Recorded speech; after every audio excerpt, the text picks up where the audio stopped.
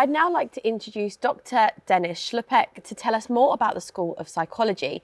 And we're also joined by Tiantian Wu, who is currently studying on the MSc Developmental Disorders course. So welcome to you both. Dennis, I'll start with you. So can you start by telling me about your area of research and what it was that inspired you to pursue it? Yeah, so I'm the director of the MSc in Cognitive Neuroscience. So I started out my career in physics, actually, when I was an undergraduate student. So the natural sciences, and then I had this opportunity to take an option in physiology, which was sort of my first view of this biological sciences subject. And I had a particularly amazing lecturer who sort of caught my interest in how the brain works and so on. So I ended up changing direction and ended up in neuroscience. So did a PhD, a couple of postdocs, and then I came to Nottingham quite a while back. And so my research interest is brain imaging, so using magnetic resonance imaging to understand what happens in the brain if we use our eyes, our sense of touch and so on.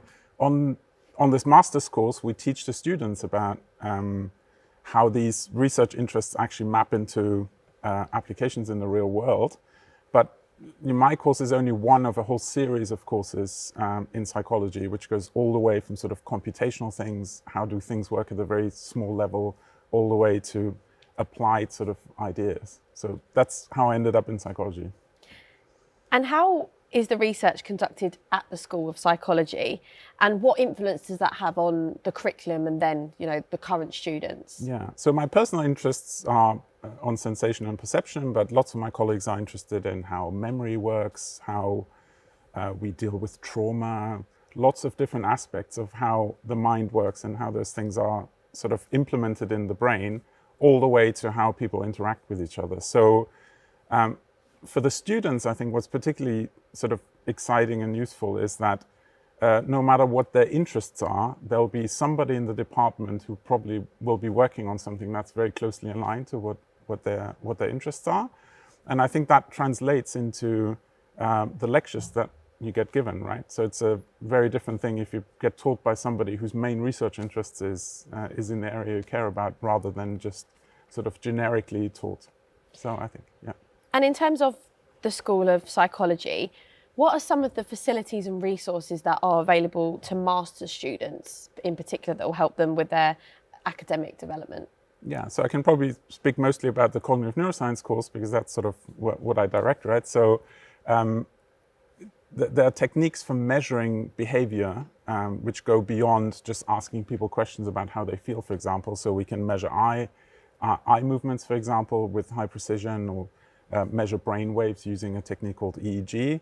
And then, of course, the pièce de résistance at the University of Nottingham is that this is a center of excellence for magnetic resonance imaging, which was sort of invented and discovered here.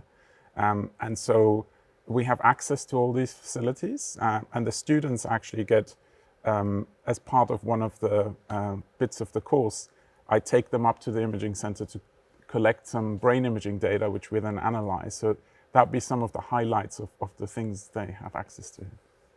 And Tiantian, can you tell me a little bit about, whilst you've been studying at Nottingham, what's some of the support that you've got? The first on my head is we got a student volunteer researcher project thing, and you can apply for the projects to be a volunteer, and there are lots of different type of research is going on and you can apply for. Except that for my class, since I'm developmental disorder, and we are learning a lot about assessments as well. So if we need test manuals for our research paper, we can rent it for free from the Department of Psychology. And also we have lots of work experience that we can get from there's a work experience week that we can get help from. And just about you in particular, what made you want to come and study at the University of Nottingham? First of all, this is a one-year program, so I can finish fast. I want to do a PsyD program later, so I want to save my time. But also, this program is related to what I want to do later. I want to work with children, and this will help me to get to know the deeper knowledge of all different type of neurodevelopmental disorders of children. So like, because in undergrad, you will learn the basic stuff, but now I can get deep into it to have practice with my classmates on how to practice assessment on the clients. So that's the major reason why I choose this. And is there any one thing that's really stood out for you whilst on your Masters in Developmental Disorders that you've thought has been great about the university? I think is since it's a small class, so like all the classmates can get to know each other, and we can get help easily.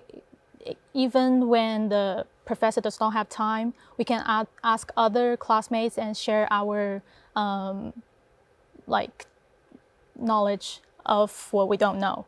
So like I'm not afraid to misunderstood the the professors' lectures. So, and we got lots of seminars as well. So it just really helped.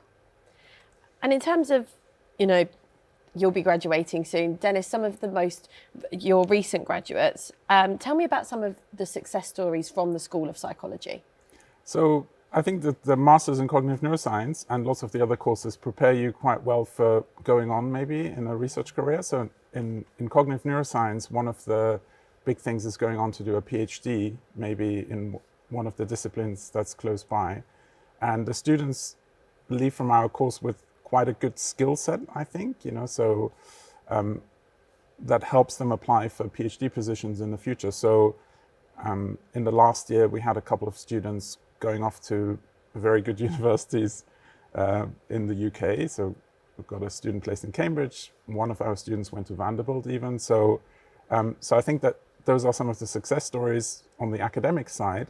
But it's been quite interesting to see as well that some students end up going in a slightly different direction. So maybe having learned a little bit about data science, there's also careers in other non-academic disciplines that, this course might prepare you well for. And how do you support students that are looking at graduate roles and sort of transitioning into that?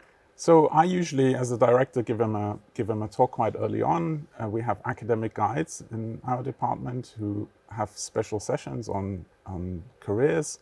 And the career service at the university is brilliant. So they've got a very large library of sort of resources for people to draw on.